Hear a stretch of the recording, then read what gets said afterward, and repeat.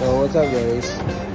Today ngayon tayo babalik sa Lego store dito sa Shangri-La. Hopefully meron ng stock ng minifigures ni Lego for Formula 1. Sana meron.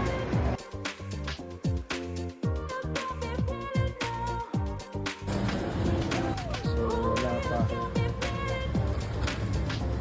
So meron lang guys na Series 26, Dungeons and Dragons na series, tsaka si series number 27.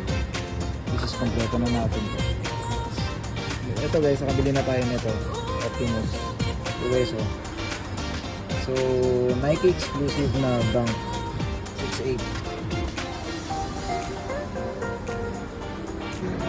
So after almost 2 weeks guys, bumalik tayo. So wala pa rin silang stock. Sabi ni sir, baka mga August, first week or second week pa ng August dadating yung restock nila ng Formula 1. So doon na lang tayo babalik. At on our way to Toys R Us guys, nadaanan natin yung Code, the collectible store. At nag-check tayo kung meron na silang bagong mga Funkos. So far may mga ilan sa Dragon Balls guys na mga bagong stocks. Meron din mga bagong stocks sa 2-packs like Batman, Demon Slayer at Friday the 13th. At meron ding ilang Spider-Man na 10-inch naman yung size.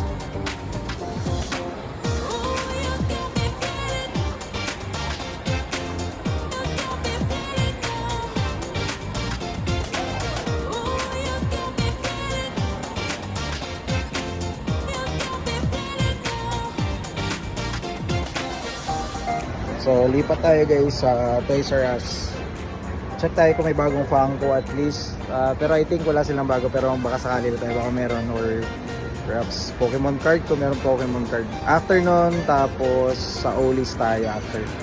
Wala rin gaanong stock sa mga premium lines na Team Transport ni Hot Wheels ng time na yun guys. At the same time, ganon din sa main lines. Mukhang old cases pa yung mga nandito talaga naka-display. Dating 3999, 36 na lang po ano. Meron din palang available na display case si Hot Wheels dito guys. At ang kasya dyan 7 na 1/64 scale na mga Hot Wheels natin. So dalawang klase pero both ay parehas na 7 slots. May mga pailan-ilan na available or bago sa Funko Pop, especially yung sa Squid Game guys. So merong si Frontman, si Player 001 at yung famous na Player 120. Sa Lego section naman guys is marami pang available na mga Formula 1 na vehicle. At the same time, yung Ferrari na Formula 1 is naka-sale from 1,900 to 1,500 pesos pa rin. At mukhang bagong Williams Racing na to guys dito sa display nila.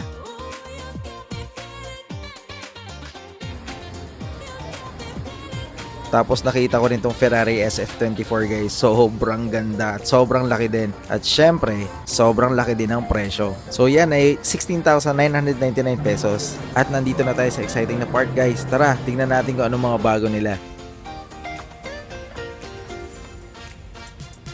Colorway ng Ford.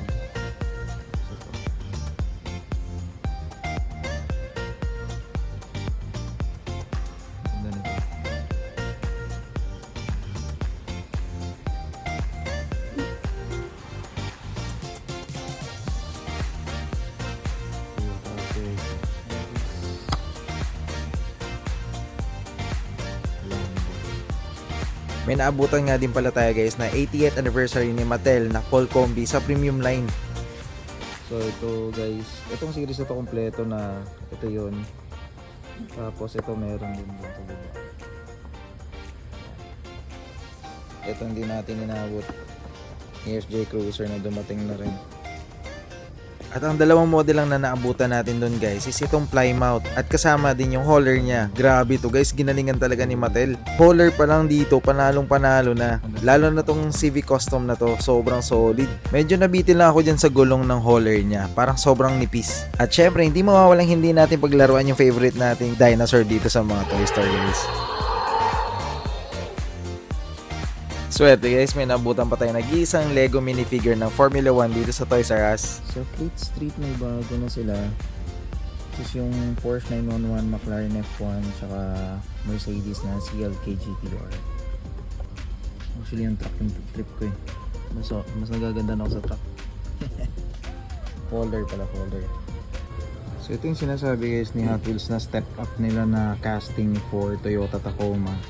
Ito ay TRD Pro kasi yung suspension nito naka-red plus yung moonroof or sunroof. Tapos sa likod, very detailed yung brake light. Tapos yung TRD Pro is nakatatak sa likod.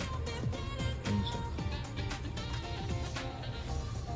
At habang nasa counter tayo guys, napansin kong meron na din pala dito sa Pilipinas na dumating na 80th anniversary na 8-pack ni Hot Wheels. So nandyan yung mga iconic na mga vehicle guys na gawa ni Hot Wheels. At syempre, lahat sila ay red dahil sa theme ng 80th anniversary. O siya, pass muna tayo dyan at bayaran na muna natin yung mga kinuha natin. O siya, yan lang muna guys. Sa susunod ulit, happy hunting and God bless.